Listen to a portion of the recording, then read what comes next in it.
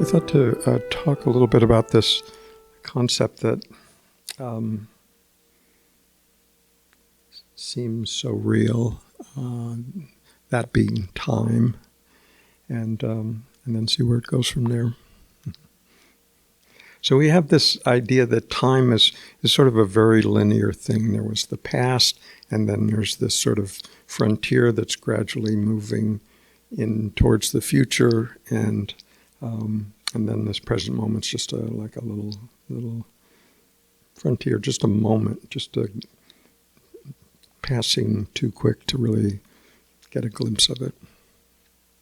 And yet it happens. Right? So that's sort of the assumption that there's this movement, this progression, and that the past, we see it as quite solid in a way,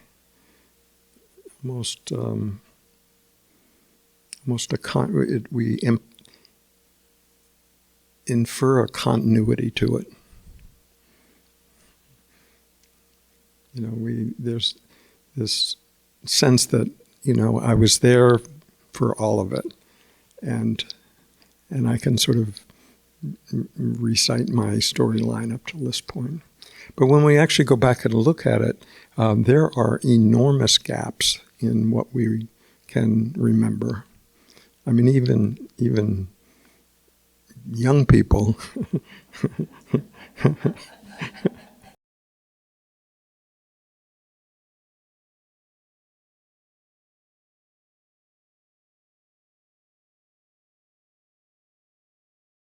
I mean, they might remember sort of generally, you know, what they were doing in a particular year at school, but what they were doing on a particular day, you know, they probably remembered where they lived or who their friends were, but actually what happened during that day, you know, I'm sure there was, you know, teeth brushing involved and meals eaten and things like that we have just no memory of at all. Right? But we are quite sure that there's a continuity there, and that continuity is equal to me. Everything that's gone before, that's this moment is just a continuation of all of that.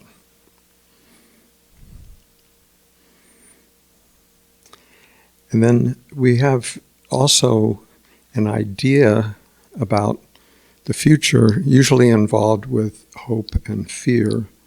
You know, hope it turns out this way, but I'm afraid it might not, or, you know, this could happen, but I really would like this to happen. So we sort of project out into the future what we want from that time in our life, right?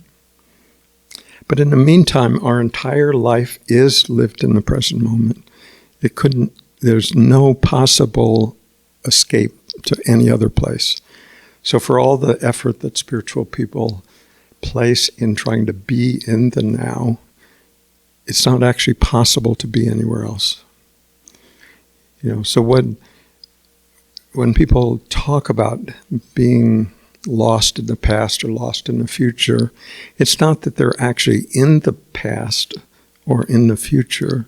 It's what the content of the present moment is appearing as. It's appearing as a memory, right? Or it's appearing as a hope, but it can only ever appear in the present moment. So it's not about trying to be in the present or trying to be more present. What it really points to is what is the content that we're filling the present moment with. That's the issue. You know, if we're filling the present moment with, you know, memories and regrets and what ifs and you know, ways we identify ourselves or repeating old stories to ourselves, I mean, then we're sort of cluttering up the present moment with stuff, you know, Or if we do the same thing about the future, we're, sort of projecting hopes that may or may not ever happen, or we're projecting fears that may or may not ever happen. But in the meantime, we're sort of cluttering up the present moment for no real purpose. Right? So it's not like we're not present. We're present, but what we're present for is clutter. Right?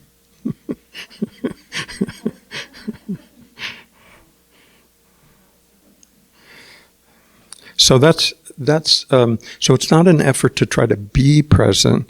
That's sort of you can't try to be what's already the case. That doesn't make any sense, right? So we can see that it's impossible to exist at any other time other than this present moment.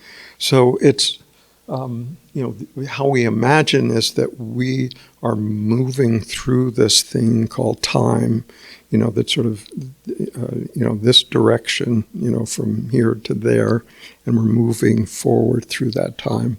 But the reality of it is that it's always the present moment and things happen. Right?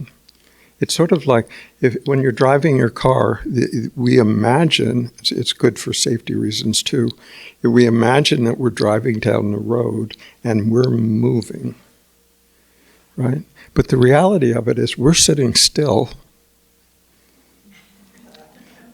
and everything else is moving this way, right?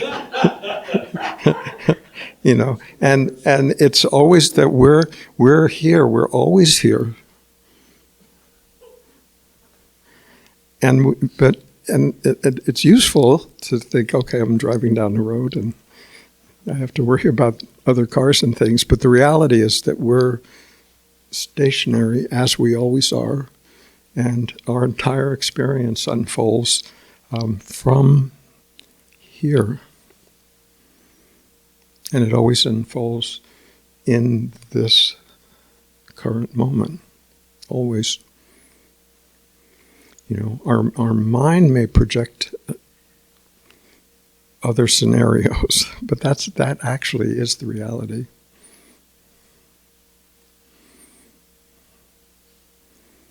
So we can relax this idea of trying real hard to be present. It's much more useful to see how we're filling up the present moment by things that aren't actually occurring. In other words, filling up the present moment with abstractions that aren't actually happening. The only place they're happening is inside our own head, nowhere else in the universe. The recollection of something that's no longer the case from the past. The anticipation of something that may or may not happen. Right? So it's much more effective to look at how we're populating the present moment than it is to try to real hard to be present. The being present is the natural state. It's what we are when we're not busy distracting ourselves. It's not like we have to achieve it. Right? Does that make sense? We don't. If it's our natural state, it can't be absent. Like not ever for a moment can it be absent. But our attention can be somewhere else. Our attention can be on memories or hopes or fears or regrets or whatever. Guilt, shame, ideas, concepts. Lots of places it can go.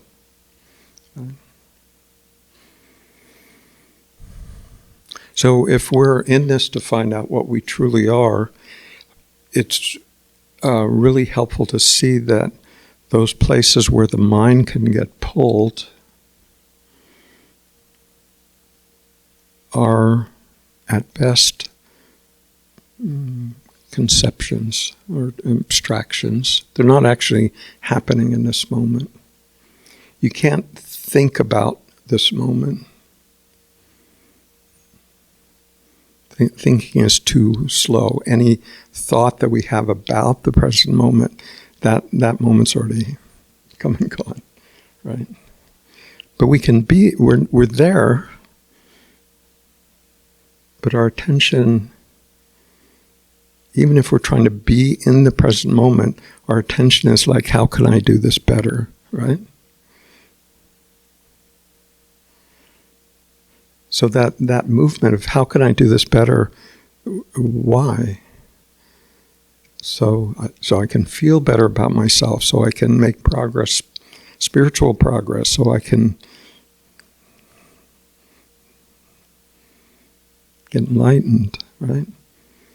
So we can develop all of these ideas about this present moment and trying to manipulate it, or we can just see all of that effort, all of it, the entirety of it, as a little detour. Not actually what's happening. What's happening in what we're focused on, where our attention has been pulled towards, in trying to resolve it at the level of appearances, right? How can I change what's appearing within my awareness to satisfy what I want? So that attempt to manipulate our experience is what confounds it, is what obscures it. So it's not necessary to try to clear the slate, get rid of anything that's appearing there. What does work is just seeing that all of that doesn't get to the heart of the matter. It doesn't get to what's actually happening in that moment, which is that there is this presence, this beingness, there's knowing that in this moment I am here. Whatever the I is and whatever here means, and whatever am means, but there's a sense of, yes, it's here, right? So just that mystery of being consciously present for whatever's happening.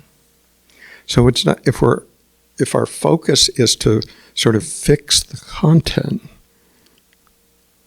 there's no end to that. There's no resolution to that.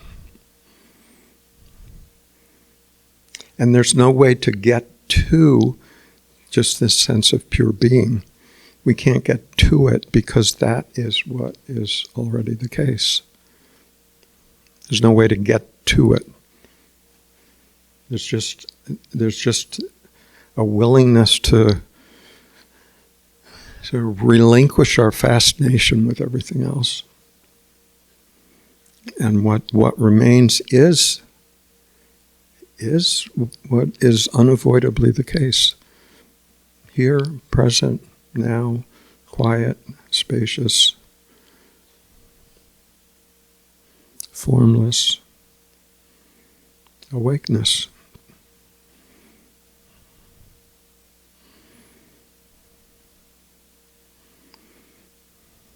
So any movement to try to fix whatever may be appearing on that screen of awareness is a diversion. It's sort of trying to manage our experience for the benefit of who? Me, right? So I can have a better experience. More pleasant, more comfortable, more exciting, whatever.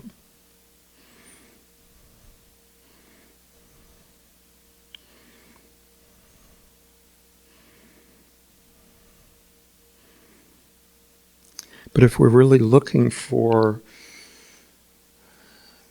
the sense of unitive state, But what we're actually doing is trying to improve our own experience, and we're doing two different things.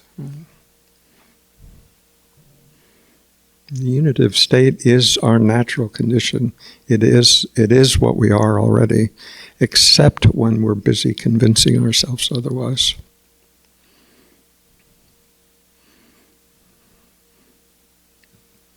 Does that make sense? So we don't have to try to fix or resolve or work out or even understand all of the ways that the mind is busy trying to grapple with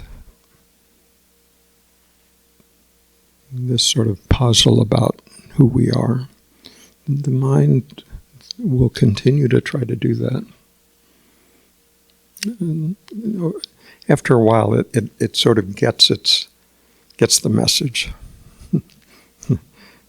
But it's the last thing that gives up, right? The very last thing, holds on to the bitter end. I know. I'm quite certain. I've been in charge for a long time, and I know I can do this. I know I can figure this out. Just need a little more time.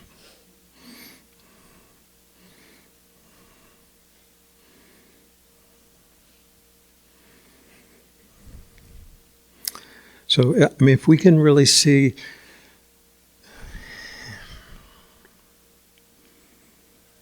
not just this argument or that argument, whether this is more true or that's maybe not true, and if we're trying to sort through the mental concepts to come up with the right one, there's just no end to that.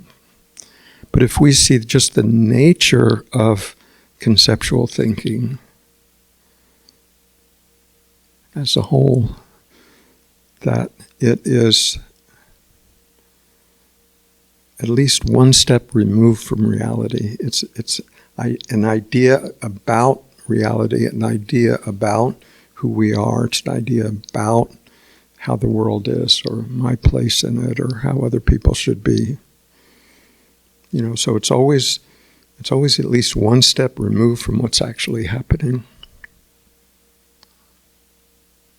So if we can see that, and we can see that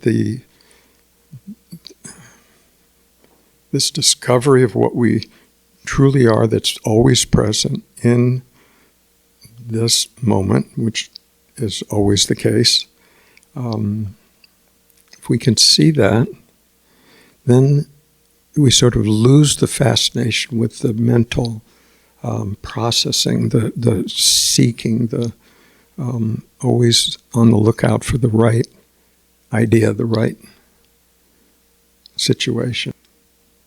So we don't have to resolve it at that level of content.